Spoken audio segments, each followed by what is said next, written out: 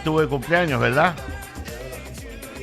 No diga 58, vea usted. A usted hay que echarle carbono 14 para terminar la edad. Pelito nomás que... Ajá, 50, con ese pelo, déjese de cosas.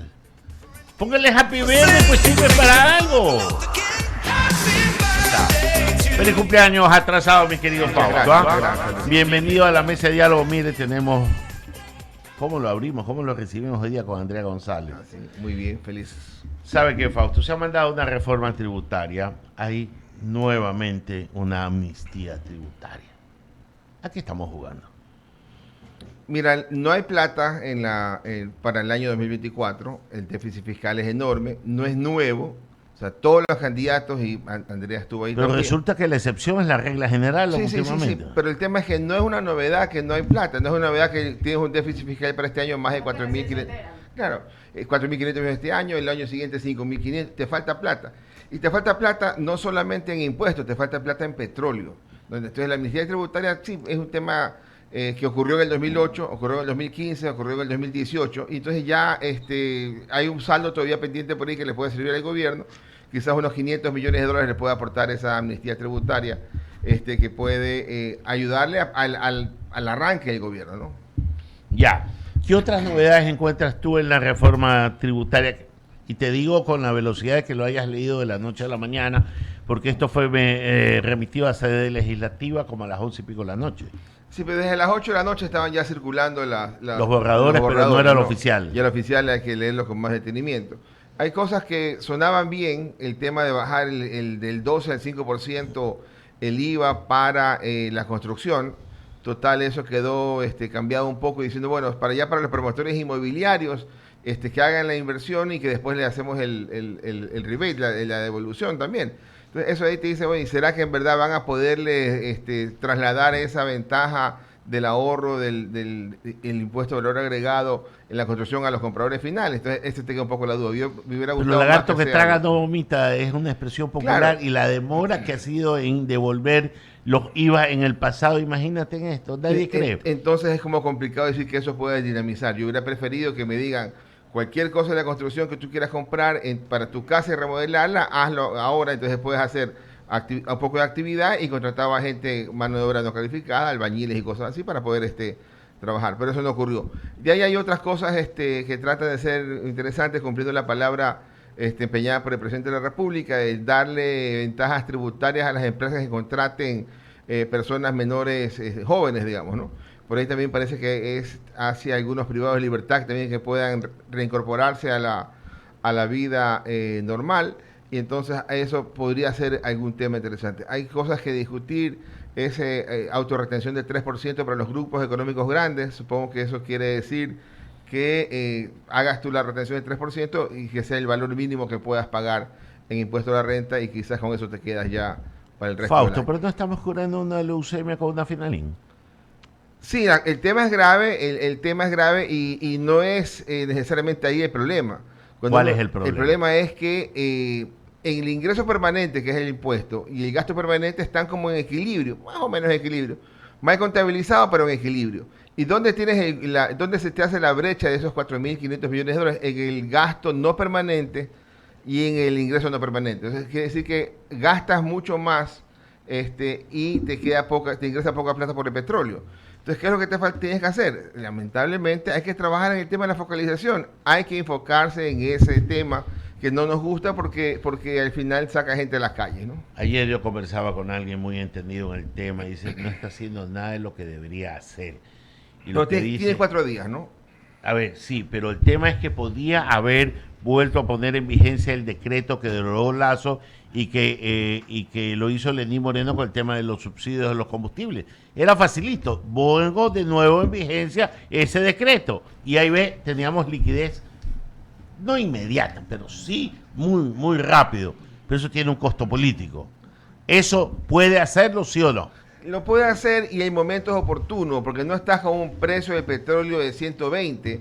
El precio del petróleo internacional hoy día quizás esté bordeando los $80, por lo tanto el incremento que tienes que hacer no es un incremento tan elevado, y quizás puedes inclusive hacerlo crecer más lentamente, ¿no? Es decir, el centavito mensual puede ser que sirva, ¿no? En el caso del diésel. Fausto, ¿conoce usted al ministro de Finanzas? Creo que tuve una reunión con él hace algún tiempo, al menos en la empresa de él hace algún tiempo, en una presentación de las típicas que nos corresponde hacer a las empresas cuando nos están solicitando este campo. ¿Sabe qué? Ya me respondió. Andrea González, siga. ¿Cómo vas, Fausto? Bienvenido. Una pregunta. ¿Tú crees que es totalmente imposible focalizar el subsidio? ¿Crees que sea una constante el hecho de que la población vaya a salir a las calles al escuchar una focalización de subsidio? ¿O tú crees que ya este cambio generacional en algo podría facilitarle la toma de esa decisión que, ojo, ya no es cuestión de que Ecuador quiera, el mundo entero va para el otro lado? Sí, pero o sea, ya ni los bancos te prestan si tú tienes un subsidio muy grande en combustibles fósiles. O sea. Claro, pero ISA no ha cambiado generacionalmente, o sea, está ahí mismo el mismo dirigente. Yo sí creo que ha perdido un poco de poder, ¿ah? Yo lo veo así, o por lo menos que tal vez... Veamos hasta que salgan a las calles. Mira, es que si alguien dice que porque no lo entienden o hacen creer a la población que no lo entienden, subes el diésel que transporta, del camión que transporta 100 quintales de papa. Eso, por favor, explícale a la población, porque entonces, siempre usan eso para decir que al subir el precio de la gasolina suben los alimentos. Claro, pero se distribuye esa subida entre los 100 quintales de papa, entre la cantidad de libras que están ahí. Se diluye. Se diluye, o sea que el incremento del precio realmente de los alimentos corresponde y ahí se diluye, a un muñequeo popular, ¿no? Realmente claro. a tratar de incendiar las calles. El ejemplo del tractorcito de él, por ejemplo. Claro. Entonces el tractorcito de él, frente a la hora que tiene que incrementar, no tiene que, si aumenta el diésel 50%, por decir un número, no, el costo de la hora del tractor no va a subir 50%, sino la parte proporcional que implica vendría a ser ínfimo. Y otra cosa que es importante, ¿no? Vemos mucho de esta contradicción entre estos defensores de los derechos de la naturaleza y los defensores de los derechos de nuestras etnias indígenas, que al mismo tiempo pues se vuelcan a la calle a quemar llantas en el segundo que se anuncia una focalización, ojo, no la restricción total, pero una focalización de los subsidios, lo cual viene a ser totalmente contradictorio. Si tú estás hablando entonces de no seguir explotando petróleo en la selva, que ojo, es importantísimo decir, el petróleo que sacamos de la selva amazónica no es el que usamos para las gasolinas. Ese es el gran problema económico de Ecuador. Ecuador vende un petróleo de muy mala calidad a precio de huevo roto y compra gasolina cara y la subsidia. Entonces realmente no es negocio para ningún estado vender un petróleo de mala calidad a un precio bajo y subsidiar al mismo tiempo 4.500 millones de dólares en combustibles fósiles, cuando creo yo que esos 4.500 millones de dólares claramente podrían ser utilizados en salud, educación y otro montón de cosas mucho más necesarias que la gasolina como tal. Sí, y aquí también es importante entender algo, ¿no? Esos 4.500 millones, si fuera la cifra exacta de subsidios. Entre gas y diésel y gasolina. Correcto, claro. ¿no? Y dependiendo de cómo la mía también, pero yo estoy cercano a esa cifra también. Yeah. No es que salen del aire. Esa plata nos estamos ahorrando nosotros. Como ciudadanos consumidores de gasolina. Consumimos gasolina a menos precio. Y cuando sube el precio, la vamos a pagar nosotros. ¿Ya? Buena parte. Quizás por ahí también se acabará el contrabando, se acabará también algún tipo de desvío.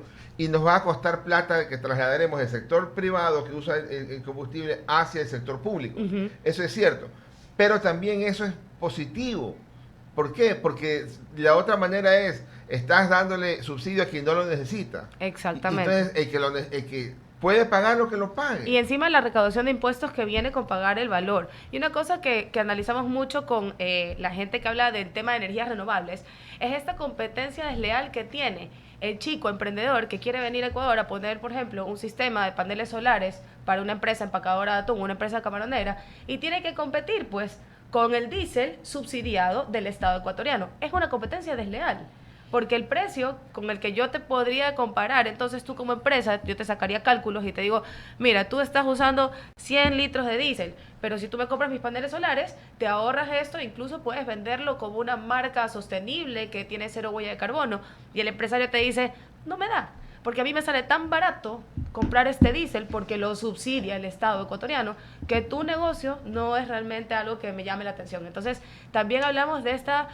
ineficiencia del Estado ecuatoriano de estar inmiscuido en este mercado que se está convirtiendo en un mercado súper competitivo a nivel internacional, donde pelados jóvenes de 20 y pico años ya son dueños de empresas solares, de empresas eólicas, y aquí en Ecuador tienen que competir contra esta ineficiencia de que el Estado te dé gasolina, que es muy cara y que el mundo entero está tratando de pagar el precio que es, a un precio tan barato que no puedes competir.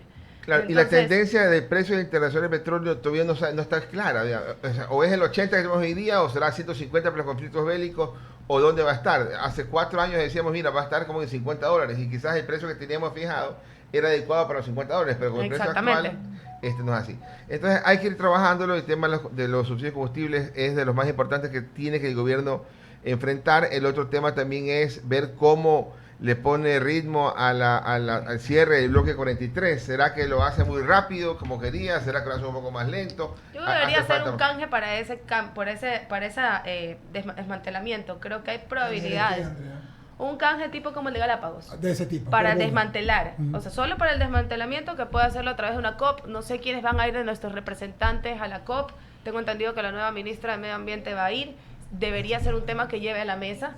Cómo un canje internacional puede llevar a desmantelar el Yasuní, porque solo eso tengo entendido que son como 500 millones el precio de desmantelar. No recuerdo la cifra. El costo hablaban de 600 millones, yo he escuchado hasta 1.200 millones de dólares. He escuchado 600, 1.200. Yo escuchaba 600. Y una cosa es lo que es desmantelar, y otra cosa es lo que perdemos a plata, lo que se invirtió, que son otros 1.500 millones más. ¿Lucro cesante? No, es la imposibilidad de amortizar la inversión que hiciste. Necesitamos unos 10 años más para poder tener esos ingresos, para poder amortizar la deuda que algo que se tomaba en consideración era también la renegociación de los otros campos petroleros que tienen un petróleo de mejor calidad, como es el campo Aucas, que sí tiene un petróleo mucho mejor que el de Yasuní. E incluso se hablaba de terminar de hacer lo que se hizo, para mí personalmente, es mi opinión y respeto la de otros, el mejor proceso de extraer petróleo que ha tenido Ecuador, que es en Ancón. En Anconcito, que tú todavía puedes ver las bombas hidráulicas, que Eduardo jugaba por ahí. Y eso realmente hablaba de un extractivismo positivo para esa población. Pues si tú ves en Ancón y Anconcito, lo que hizo que haya ahí fue realmente algo provechoso, y no es un ecosistema en peligro crítico de extinción o tan biodiverso como el Yasuní. Yo sí creo que la probabilidad de renegociar otros campos debería suplir un poco ese hueco que va a dejar efectivamente Yasuní. Hay espacio para hacer el canje. Yo se lo planteé al ministro Rosemena unos 2 o 3 meses atrás. Me decía, mira, estamos ya de salida, lo hemos analizado, pero no lo podemos plantear ahora. Que es decir, bueno, vamos a recomprar, igual que lo de Galápagos, ¿no? Vamos a recomprar los bonos 20, 30, 35 y 40. Perfecto. Aprovechamos ese descuento pero tenemos ahí un ahorro de 1.000 o 2.000 millones de dólares, y de esa manera le quitamos la candela, que es el no pago del bono del 2030, para que el resto del país se desplome. Entonces tienen formas de trabajar. Veamos qué hace el ministro de Finanzas actual. 9:20 de la mañana. Sí, has visto, Fausto, sigo en la línea, has visto el decreto presidencial, ministerial. Hay un decreto del viceministro, de la viceministra, que habla, te doy el nombre exactamente, el viceministro Jorge Antonio Villarruel. ¿Pudiste verlo? Me llegó, lo tengo que revisar, pero ese ahí lo que hace es la justificación, porque uno presenta a la asamblea, presenta la justificación de motivos, y tiene que ver con los informes favorables del Ministerio de Finanzas, y lo que el viceministro encargado está haciendo es justificando por qué se puede hacer esa reforma y porque lo que cuantifica, ¿no? De lo que pude ver en la tributación, elimina 499 grandes contribuyentes, la figura del agente de retención, que generará aproximadamente 13 millones de comprobantes y que se liquidaba hasta abril del siguiente año fiscal, directo hasta abril, directo a los grandes contribuyentes, y carga a las empresas bancarias y financieras un impuesto, Fausto. Es lo que medio pude chequear. ¿Te diste cuenta? Sí, el tema de los impuestos, que dice al patrimonio de los grandes bancos, póngale 2% de impuestos este año y el siguiente. Exacto. La desesperación por la plata puede llevarte a malas decisiones, y para mí eso es una mala decisión, porque si tú le pasas un impuesto a la banca, al patrimonio, lo que estás diciéndole es, para el otro año no me vas a poder prestar más plata al mercado, porque la banca puede prestar 11 veces lo que tiene en el patrimonio, más o menos es la relación, ¿ya? Entonces, si le dices tú, te voy a poner este año impuesto de 2%, el año siguiente también, entonces, ¿cuál es el incentivo de hacer que el patrimonio se incremente? Entonces, más bien tengo utilidad, porque es mi negocio tener utilidad en la banca, y la reparto en mis accionistas, y cuando hago esa figura y no lo capitalizo, lo que estoy haciendo es asegurando que no va a crecer el crédito. Ya este año el crédito productivo crecía apenas 4%. El crédito que crece es el crédito de consumo, 15%, Claro. pero necesitamos el crédito productivo. Entonces hay que darle políticas que incentiven el crédito para que la gente diga, a ese proyecto que no podía entrar, voy a hacerle y voy a contratar a este grupo de gente. Entonces, eso es lo que nos interesa, pero la desesperación del dinero lleva a veces a este tipo de cosas, ¿no? Ok, esa es la una. La otra, Fausto, he escuchado desde ayer desde ayer lunes, una queja, te diría ya voz a coro, de todo el gobierno respecto al tema económico. Entonces yo ayer hacía un análisis y siempre me baso en los comentarios tuyos, en lo que tú dices. No hay esto, no hay otro, se debe 2.800 millones solamente a proveedores antiguos y a otras funciones como por ejemplo el IES del Estado, ¿no? Y 2.800 millones. Yo me acuerdo cuando le dijimos al Funesto Cueva, oiga, Alberto Dají que estaba yo, haz un bono de 2.000 millones para pagarle a todos los que les debes viejo. Dice, viejo, no, que es un gobierno serio. O sea, en fin, me acordé de todo esto. Pero no tienes pues muchos caminos como hacer plata, que es lo que estás diciendo tú. ¿Cómo sacas plata al mercado? ¿Cómo sacas plata para hacer obra pública, que es lo que ofreció el presidente Noboa, etcétera? Necesariamente se habla de los subsidios. ¿Qué subsidio vas a sacar? ¿A quién le vas a quitar? Tú sabes que tocar un subsidio a la gente que le subas la gasolina o el diésel, te asesina. Eso es terrible. Y el gas, ni hablar. Entonces, de lo poco que se me ocurre es el IVA, Fausto. Tú me decías que por 1% de IVA cada año es como un punto PIB. Un punto del IVA son 500 millones de dólares. O sea, 2 puntos son 1.000, o sea, es un punto PIB casi, ¿no? Claro, porque son 6.000 millones de dólares al año que se recaudan IVA, número más, número menos, y si son 12% y 10 para 12 son 500 millones. Un punto del PIB son 1.200 millones de dólares. Bueno. Entonces, más o menos la relación está más cercana. ¿Tienes que ir a la asamblea por ello? Totalmente, así es. No te lo va a aceptar. No, está no, fregado, no, ahí no te lo van a aceptar. Por eso yo planteaba, y ahí me cayeron encima en mi planteamiento, la reforma tributaria que hizo el presidente Lasso con el decreto ley que tumbó su reforma de noviembre de 2011, Ya, ¿verdad? Él corrigió su error de haber puesto impuesto a los de $2.000 para arriba. sí.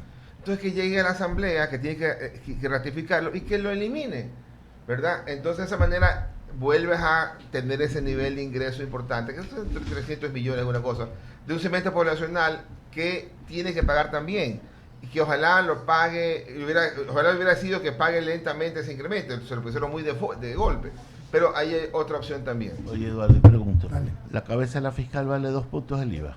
Solo es un... Uy, te pusiste espeso. Qué bárbaro. A ver, Pierdes a no María veo Sartén. por qué la ironía. Porque yo no veo otro camino. Es que No veo otro. sí me leíste, ¿no? Que ese es el único camino que O sea, o subes combustibles Sí. o subes el IVA.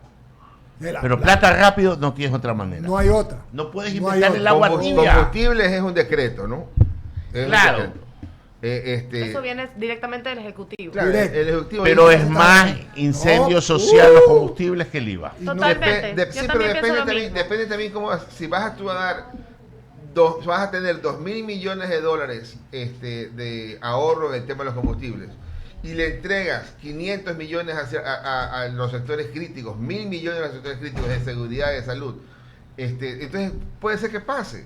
Entonces nos vamos a enfrentar la gente que quiere salir a la calle para incendiar el país con los que queremos que nos den más seguridad en el caso de las ciudades a nivel nacional que están complicadas, ¿no? O sea, tiene que ir con un plan de exactamente qué vas a hacer con ese dinero que todavía te queda. Claro. La verdad sea dicha es que pensamos igualito y creo que nos leíste, y Andrea. O sea, no hay muchas formas y están quejándose. En un día escuché un coro, pero de todo el gobierno quejándose. Incluso Pablo Erosemena mandó ayer unos números que nos mandó a haber compartido contigo Ramiro, diciendo no, que esto es así, que esto es asado. Pero Estaba jugando Monopolio en alguna cosa, Pablo. manda Porque sus Pablo hijos. de unos meses acá estaba jugando Monopolio. Lo que Claro. pasa es que tú sabes que las matemáticas financieras, y aquí está el maestro, Fausto Ortiz, juegan. Tú Una las subes, las cosa pones, es las la sacas. contabilidad de cómo Eso. pones las cuentas y otra cosa es el billete que tienes en la cuenta. Esa es. Llámese parar la olla. Sí, sí, Y parar la todos olla. sabíamos Sí. que a eso se iba, Sí, en realidad. y- Como bien dices, todos los candidatos, Todos. nosotros teníamos claro que no había manera, no había fórmula mágica. Perdón, aparte de esta cuestión, tú eres presidente de la República saliente, ¿verdad? vas a dejarle al que viene 1.000 millones de dólares en la cuenta de corriente del Tesoro, o vas a pagar algunos atrasos por 1.000 millones de dólares. Obviamente vas a salir pagando lo que más puedas y vas a dejar un valor normal, mínimo. O sea, por eso Arosemena plantea, cuando nosotros entramos, dice Arosemena, en el año 2021, el saldo de caja era 63 millones. Y ahora que nos vamos es 190, o sea, ¿qué quiere? Así mismo es, claro. Así mismo es. Nosotros en el año 2007, cuando Correa arranca la presidencia en el 2007, el saldo era 60 millones de dólares. Claro que es más plata que ahora. Claro. Pero, y tenemos que pagar sueldos en 2 semanas más. Entonces, es normal, o sea, ¿cuál es lo nuevo? Así es, y en parte es el reto que siempre ha tenido Ecuador también, o sea, no es que es un reto nuevo, no es que, o sea, no sé ustedes, pero yo desde que tengo uso de razón y existo, Ecuador está en una crisis económica, no ha habido un año en el que yo no perciba, desde que nací, que Ecuador no está en una crisis económica, entonces definitivamente sí creo que es el modelo que tenemos que cambiar del subsidio tan poco focalizado y tan ineficiente, sobre todo porque cada vez el subsidio va a ser más, esto no para nunca, cada vez son más personas que necesitan más subsidio dentro de este modelo populista, y ojo, el mundo entero, ya los bancos internacionales no te prestan. Y eso lo escuché decirse. Tenemos todo en contra, tenemos todo en contra. Yo fui donde la ONU y les digo, bueno, porque Ecuador necesita préstamos por el tema o ayudas internacionales, por ejemplo, para el subsidio de la transición a energías sostenibles, renovables, del sector productivo. Yo como Estado, en lugar de subsidiarte el diésel que necesitas para toda plantación de banano, cáñamo, flores, cacao, lo que sea, te subsidio la transición a los paneles solares. Es un solo dolor. Y de aquí en adelante tú vas solo. ¿Por qué ningún gobierno lo ha hecho? Porque hemos basado esto en el populismo, en el que yo así secuestro los votos. Pero Andrea, había Fausto, déjame recordar, había un proyecto, casualmente, para las camaroneras al respecto, ¿verdad? Hubo un problema y estaba financiado por un organismo internacional. Exactamente. Creo que eran 230 millones, una cosa así. Por la CAF. Por la CAF. Por la CAF, ajá. El tema era que la CAF tenía que darle crédito a la empresa, el CENEL, supongamos, la empresa eléctrica. Pero el CENEL no tenía capacidad de pago, entonces estabas ahí patinando hasta que el Estado tenía que entrar y se demoraron mucho tiempo en entrar. Pero mira un tema cortito. El presidente de la República ganó en octubre 15, sí, ¿verdad? Estamos hablando que fue hace más de un mes, ¿verdad? Sí. Y pone ministro de Finanzas ayer, porque ayer está el decreto. Sí. Entonces perdió más de un mes en la transición. Así es. En ese mes debió haber hecho algunas cosas, y solamente para graficarlo. En los 3 días de gobierno, el Ministerio de Finanzas recibe 200 millones de dólares de impuestos, recibe 200 millones de dólares de financiamiento. ¿Y qué hizo? Lo que el piloto automático de finanzas dice que hay que hacer. Pagó 450 millones de dólares de deuda. Entonces, está bien, así toca pagar. Pero tú hubieras podido decir, oiga, de pronto esos 400 millones de dólares, y hablo con la deuda que era con el Seguro Social. ¿Será que el Seguro Social me aguanta una semanita más para que no llorar que tengo 150 millones en la caja en vez de tener 500? Cuando la plata la tuviste ahí. Y por no estar desde hace 30 días, la plata se fue en donde el piloto automático indica que tenía que irse. Claro, o sea, no viniste a pedir la plata, tuve que pagar al que estaba primero. Sí, exactamente, claro, así es. tal cual. Increíble. Eduardo Salgado nos saluda y dice, bajar el gasto público, eso es rápido. No, sí, o sea, sí, pero todos quisiéramos bajar el gasto público. Y entonces, ¿qué es lo que pasó en los últimos 10 años? ¿Qué gasto público bajaron? El gasto público de inversión. Claro. Se gastaba 10.000 millones, ahora se gasta 1.500 millones. Claro. Y es el gasto público, el peor gasto público en bajar. Vale. Ojalá hablando de la obra pública. ¿No? Sí. Exactamente, Ojalá es el que te genera el empleo al final del día y el que igual promueve que, ojo, estabilidad, porque lo vimos con Lazo, qué falta que le hace la comunicación a la estabilidad del país, comunicar que estás haciendo obras. No, Eduardo el dice, problema... Ojalá bajar el gasto corriente, sí, pero eso es en la pizarra. Dice Eduardo, me refiero a reestructurar el Estado. Hay muchos pipones. Sí, no sé si es conmigo la pero EMCO me dice. Sí, porque usted dice EMCO. Ya se fue el otro pipón. Sí, entonces es cierto, es lo que quisiéramos, pero alguien tiene que trabajar en esa tarea, pero lo otro tiene que también trabajarse, ¿no? Y el tiempo de hacer el análisis hubo, y ojalá que lo corrijan y puedan ir trabajando bien. En todo caso, es interesante porque Andrea González es muy de avanzada en el tema de los combustibles. Fíjate, Andrea, solo para tocar un tema, era gobernador de Arkansas, Bill Clinton, y uno de los primeros problemas que tuvo ese estado en los Estados Unidos es que no tenía luz. No tenían buena luz, porque las condiciones geográficas, etcétera.